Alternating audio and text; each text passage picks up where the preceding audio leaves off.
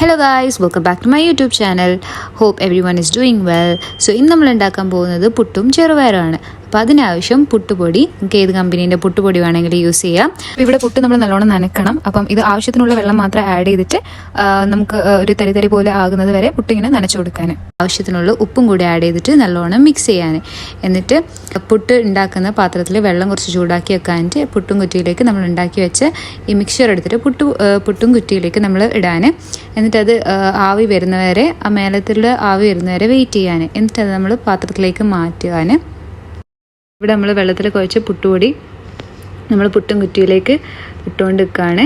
അപ്പോൾ നമ്മളുടെ പുട്ട് ഇവിടെ റെഡി ആയിട്ടുണ്ട്. പക്ഷേ ഇതിലിപ്പോൾ കോക്കനട്ട് ഒന്നും ആഡ് ചെയ്തിട്ടില്ല, ബിക്കോസ് നമ്മൾ ഡബിൾ സ്റ്റീം ചെയ്യാറുണ്ട്. ആദ്യം നമ്മൾ സ്റ്റീം ചെയ്ത് വെച്ച് പുട്ട് ഒന്ന് ഇതേപോലെ എല്ലാ പൊടികളും മിക്സ്ചറൊക്കെ സ്റ്റീം ചെയ്ത് കഴിഞ്ഞാൽ സെക്കൻഡ് ടൈം ഒന്നും കൂടി മിക്സ് ചെയ്തിട്ട് നമ്മൾ ഒന്നും കൂടി സ്റ്റീം ചെയ്യാറുണ്ട്. അപ്പോൾ അങ്ങനെ ചെയ്യുന്ന സമയത്ത് എല്ലാ ലെയേഴ്സിലും നമ്മൾ കോക്കനട്ട് ഫ്ലേക്സ് ആഡ് ചെയ്യും. എന്നിട്ട് നമ്മൾ ഈ ഓൾറെഡി സ്റ്റീം ചെയ്ത് വെച്ച പുട്ട് അതിലേക്ക് ആഡ് ചെയ്യും.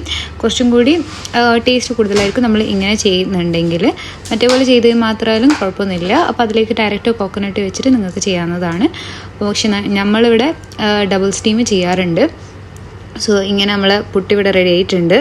തലേ ദിവസം പുതിർത്തി വെച്ച ചെറുപയറാണ്. അപ്പോൾ 1 കപ്പ് ചെറുപയറിന് 2 കപ്പ് വെള്ളം ആഡ് ചെയ്ത് അതിലേക്ക് നമ്മൾ ഒരു ഉള്ളി, ഒരു തക്കാളി, ഒരു പച്ചമുളക്, ആവശ്യത്തിന് ഉപ്പ്, കുറച്ച് മഞ്ഞൾപ്പൊടി ഇട്ടിട്ട് നമ്മൾ കുക്കറിൽ ഒരു 3-4 വിസിൽ വെച്ച് ചെയ്തിട്ടുണ്ട്. അതിലേക്ക് നമ്മൾ കോക്കനട്ട് പൗഡർ വാം വാട്ടറിൽ നമ്മൾ മിക്സ് ചെയ്തിട്ട് റെഡിയായ ചെറുപയർ കറിയിലേക്ക് നമ്മൾ ആഡ് ചെയ്തു. എന്നിട്ട് അതിലേക്ക് നമ്മൾ ഒരു പാനിൽ കുറച്ച് എണ്ണ, ഒരു 2-3 ടേബിൾ സ്പൂൺ എണ്ണ ഇട്ടിട്ട് കുറച്ച് കടുകും പിന്നെ കുറച്ച് ഉണക്കമുളകും കൂടി ഇട്ടിട്ട് നമ്മൾ അത് ആ ചെറുപയർ കറിയിലേക്ക് ഇടുകയാണ്. ഇങ്ങനെ ചെറുപയർ കറി ഉണ്ടാക്കിയാൽ നല്ല ടേസ്റ്റ് ആയിരിക്കും. സോ നമ്മളുടെ പുട്ടും ഇവിടെ റെഡി ആയിട്ടുണ്ട്.